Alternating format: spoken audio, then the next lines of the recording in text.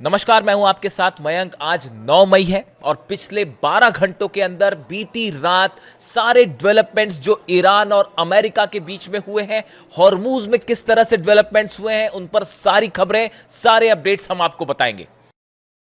ये जो खबरें आ रही हैं उसके मुताबिक बीती रात हॉर्मूज में लगातार धमाकों की आवाजें सुनाई देती रही, जो दावे ईरान की तरफ से किए जा रहे हैं। ईरान ने कहा है जिस तरह से अमेरिका ने ईरान के 2 टैंकर्स पर हमला किया स्ट्रेट ऑफ हॉर्मूज में, उसका बदला लेते हुए ईरान ने भी एक ऑयल टैंकर पर कब्जा कर लिया है। इसके अलावा जो खबरें हैं, लगातार फायरिंग की घटनाएं हो रही हैं, लगातार ड्रोन अटैक्स हो रहे हैं, यानी हॉर्मूज में तनाव अपने चरम पर है और मामला धीरे धीरे एक बड़े जंग की तरफ आगे बढ़ता दिखाई दे रहा है। इसके अलावा देखिए, एक अहम खबर आई है ईरान के खार्ग आइलैंड से। खार्ग आइलैंड के पास स्ट्रेट ऑफ हॉर्मूज में बड़ी मात्रा में तेल का रिसाव हो रहा है समंदर में, जिसकी तस्वीरें सैटेलाइट से भी देखी जा सकती है। यानी जो हमले हुए उसमें यह आशंका जताई जा रही है कि ईरान का जो ऑयल रिजर्व है, ऑयल का जो तेल डिपोज है, इसमें से कहीं पे अटैक हुआ और उसका नतीजा ये था कि बड़ी मात्रा में तेल जो है वो समंदर में फैल रहा है, या फिर किसी जहाज से, टैंकर से ये तेल समंदर में फैल रहा है। इसके बाद जो हालात हैं, देखिए एक और अहम खबर, जिस तरह से एक अटैक हुए दुबई पर, खास तौर पर दुबई के एयरपोर्ट के आसपास, अब उसकी तस्वीरें सामने आ गई हैं और एक मिसाइल गिरती दिखाई दे रही है दुबई एयरपोर्ट के बेहद करीब, जिसका वहां पर मौजूद कुछ यात्रियों ने वीडियो भी बनाया जो सोशल मीडिया में वायरल हो रहा है। देखिए, दुबई से, शारजाह से, अबू धाबी से तमाम फ्लाइट्स रोक दी गई हैं, हाई अलर्ट है, लगातार सायरन बज रहे हैं और ऐसा लगता है कि यूएई और ईरान आमने सामने हैं, और जिसका नतीजा यह है कि पूरे दुबई में, अबू धाबी में अलर्ट है और लगातार हमलों की खबरें आ रही हैं। देखिए, जिस तरह से हमला हुआ ईरान के ऊपर, कल हमने देखा जिस तरह से ईरान के आइलैंड्स पर हमले हुए, अमेरिका ने अपने जहाज़ों को हॉर्मूज से क्रॉस करवाने की कोशिश की। आखिर ये क्यों किया गया? ये एक प्रकार से क्या ईरान को उकसाने के लिए किया गया या इसके पीछे कोई बड़ा मकसद था? देखिए, कई बड़े एक्सपर्ट्स ये बताते हैं कि ये कोशिश सिर्फ ये जानने के लिए थी कि अगर अमेरिका ईरान पर एक बड़ी स्ट्राइक करता है तो ईरान की तरफ से क्या जवाब मिल सकता है। क्या ईरान के पास डिफेंस सिस्टम्स हैं? ईरान अगर रिस्पॉन्स करता है तो कहां कहां हमले कर सकता है?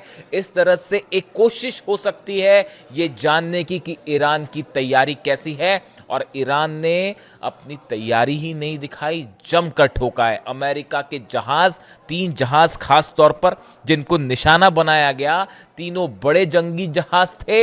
ईरान ने अपना संदेश साफ कर दिया है कि अगर आप हमारे घर में आएंगे तो पिट के वापस जाएंगे।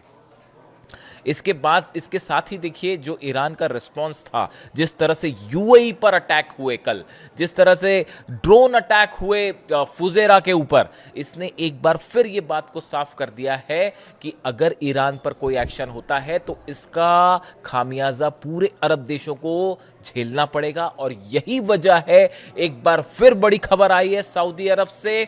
सऊदी अरब ने ट्रंप की मदद करने से मना कर दिया है, खास तौर पर अगर ट्रंप कोई बड़ा एक्शन करते हैं, बड़ा ऑपरेशन करते हैं ईरान के खिलाफ। देखिए, खबरों के मुताबिक पहले डोनाल्ड ट्रंप ये चाह रहे थे कि ईरान पर अगर कोई एक्शन होता है तो सऊदी के बेसिस का इस्तेमाल किया जाए, उसको लेकर सऊदी ने मना कर दिया। ये खबर 2 दिन पहले की है। उसके बाद जब कल ईरान की तरफ से स्ट्राइक हुई यूएई पर, उसके बाद एक बार फिर सऊदी ने अमेरिका को यह संदेश दे दिया है कि अगर आप किसी भी तरह का ऑपरेशन करते हैं, हॉर्मूज में भी अगर आप कोई ऑपरेशन करने जा रहे हैं, तो सऊदी अपने मिलिट्री बेसिस का इस्तेमाल नहीं होने देगा, सऊदी किसी भी ऑपरेशन में शामिल नहीं होगा। यह संदेश दे दिया गया है। और इतना ही नहीं, सऊदी की तरफ से यह मैसेज ईरान को भी दे दिया गया है कि हम आपके खिलाफ किसी मिलिट्री ऑपरेशन में शामिल नहीं होंगे। देखिए पिछली बार सऊदी पर अटैक होने की बड़ी वजह यह थी कि सऊदी के जो बेसिस है वहां पर अमेरिकी जेट्स F-35, F-16, F-18 ये जेट्स उतर रहे थे, लैंड कर रहे थे, और इन सब की एक एक तस्वीर चीन के सैटेलाइट्स ईरान तक पहुंचा रहे थे। इसीलिए ईरान ने हर उस बेस को नुकसान पहुंचाया अरब देशों के जहां पर अमेरिकन फोर्सेस थी, चाहे वो यूएई हो, चाहे सऊदी हो, चाहे बहरीन हो, कुवैत हो, कतर हो, अल उदैद बेस आप जानते हैं जितने बेसिस पर अमेरिकन फौजें थी हर उस देश पर हमले हुए, उसके बेसिस पर हमले हुए। इन्हीं को देखते हुए आपने कल यूएई का एग्जाम्पल देखा जिस तरह से हमले हुए, उसके बाद सऊदी ने यह फैसला किया कि हम मिलिट्री ऑपरेशन में शामिल नहीं होंगे, और यही रुख ओमान का पहले से है। बताया जा रहा है कि कतर भी नहीं चाहता। इसके अलावा इराक ने अपना स्टेटस साफ किया है कि ऑपरेशन नहीं होगा। यानी आप देखिए कई मुस्लिम देश हैं जिनके सामने अरब देश हैं जो अब इस बात को मान के चलते हैं कि अमेरिका उनकी रक्षा नहीं कर सकता। अगर ईरान ने मिसाइल्स फायर की, फतह का कोई मुकाबला नहीं है, खुर्रम शहर का मुकाबला नहीं है, सेजिल को नहीं रोका जा सकता, और बड़ा खामियाजा होगा इन देशों को। इसलिए मुस्लिम देश अब किसी भी मिलिट्री ऑपरेशन का बड़ा हिस्सा नहीं बनना चाह रहे। हम इसमें यूएई को शामिल नहीं करते हैं। यूएई और ईरान के जो हालात हैं वो इस समय एक जंगी हालात हैं, इसमें कोई शक नहीं है। और देखिए खबरें पहले से थी कि यूएई जिस तरह से इजराइल से डिफेंस सिस्टम ले रहा है, अमेरिका के जहाज वहां पहुंच रहे हैं, इससे साफ था कि यूएई एक बड़े ऑपरेशन का हिस्सा होने जा रहा है। इसके अलावा देखिए एक बेहद अहम खबर है जो एक ऐसी खबर है जो इस ओर इशारा करती है कि डोनाल्ड ट्रंप और पुतिन के बीच में एक बड़ा ऑयल वॉर शुरू हो चुका है। देखिए ये देखने में ईरान और यूएई के बीच जो कुछ हो रहा है, अरब में अगर गल्फ कंट्रीज में तेल के कुएं जल रहे हैं, लेकिन इसका एक बड़ा कनेक्शन रूस के साथ भी है। आप नोटिस करिए कल जब ईरान के ऊपर हमला हुआ, केशम आइलैंड और ये सब आइलैंड्स पर हमले हुए, और ईरान ने अमेरिका के जहाजों पर हमला किया और यूएई पर हमला किया, इसके फौरन बाद खबर आती है रूस से कि रूस के रोस्तोव में यूक्रेन के अटैक हुए हैं। Ukrainian drones struck the refinery in Perm. देखिए रशिया की एक बहुत बड़ी रिफाइनरी है, पर्म रिफाइनरी है, जहां से ऑयल का कारोबार होता है, रिफाइनरी होती है, वहां पे तेल का बिजनेस होता है। उसके ऊपर सीधा ड्रोन स्ट्राइक होती है। आप देखिए पिछले एक महीने में ये मैंने नोटिस किया है बड़ी स्पेसिफिकली, जब भी ईरान की तरफ से कोई बड़ा अटैक होता है या ईरान कोई बड़ा एक्शन लेता है, उसका फौरन नतीजा यह होता है कि यूक्रेन रूस के ऑयल के ठिकानों पर हमला कर देता है। क्या यूक्रेन की तरफ से ये हमले, खास तौर पर रूस की रिफाइनरीज पर तेल के ठिकानों पे हमले, क्या ये डोनाल्ड ट्रंप और अमेरिका के इशारे पर हो रहे हैं? अगर ईरान एक्शन लेता है तो फौरन यूक्रेन जो है हमला क्यों कर देता है रूस पे? आप पिछले एक महीने में उठा के देखिए, कम से कम 10 से 12 ऑयल रिफाइनरीज पे रूस पर बड़ा हमला हुआ है।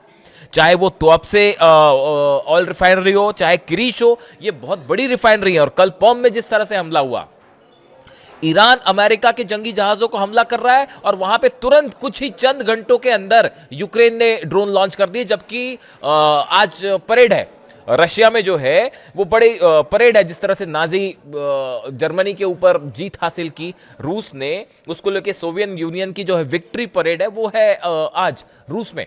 उसको लेकर पुतिन जो है वो एक सीज फायर का अनाउंसमेंट करने वाले थे, इस तरह की खबर है, खास तौर पर इस परेड के लिए कि अगले 2 दिनों तक सीज फायर होगा और किसी तरह का हमला हम नहीं करेंगे। लेकिन उसके चंद मिनट पहले यूक्रेन की तरफ से ऑयल रिफाइनरी पे हमला करके न सिर्फ इस सीज फायर को नहीं होने दिया गया, बल्कि रिफाइनरी पर अटैक किया गया।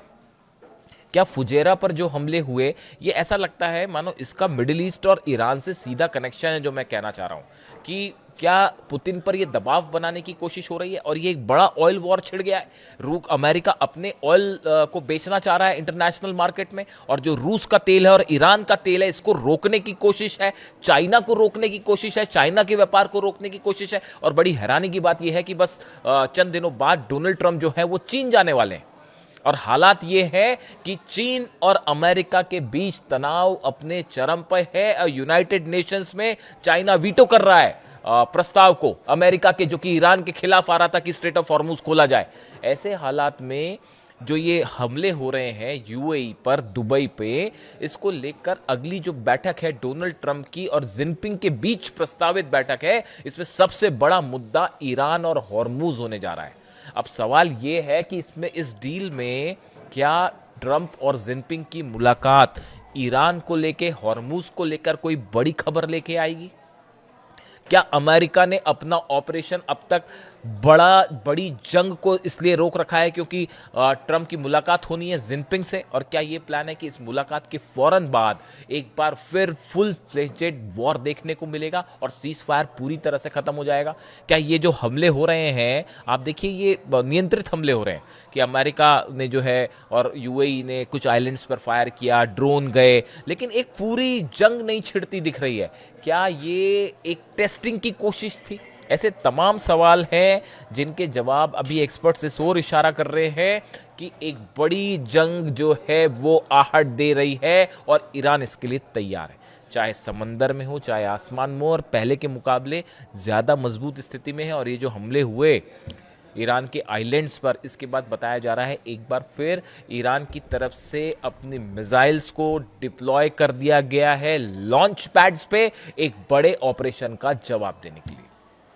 यानी पूरे हॉर्मूज में, मिडिल ईस्ट में एक बार फिर भयंकर जंग का खतरा मंडरा रहा है। एक ऐसी जंग जो शायद इस बार शुरू होगी तो उसका परिणाम पहले के मुकाबले कहीं ज्यादा विध्वंसक होगा। कमेंट करके बताइए वीडियो कैसा लगा और अपनी राय रखिए कि आखिर अमेरिका का मकसद क्या है। क्या ये वाकई यूरेनियम और न्यूक्लियर जिसके लिए कहा जा रहा है कि ये जंग है, या इसका पीछे का मकसद एक ऑयल वॉर शुरू हो चुका है और वो शायद डोनाल्ड ट्रंप और पुतिन के बीच में है, और इसमें ईरान जो है, ईरान को एक ऐसे सिचुएशन में रखा गया है जिसके नाम पर ये जंग हो रही है, लेकिन असली निशाना कहीं और है। वीडियो कैसा लगा कमेंट करके जरूर बताइए। Thank you so much.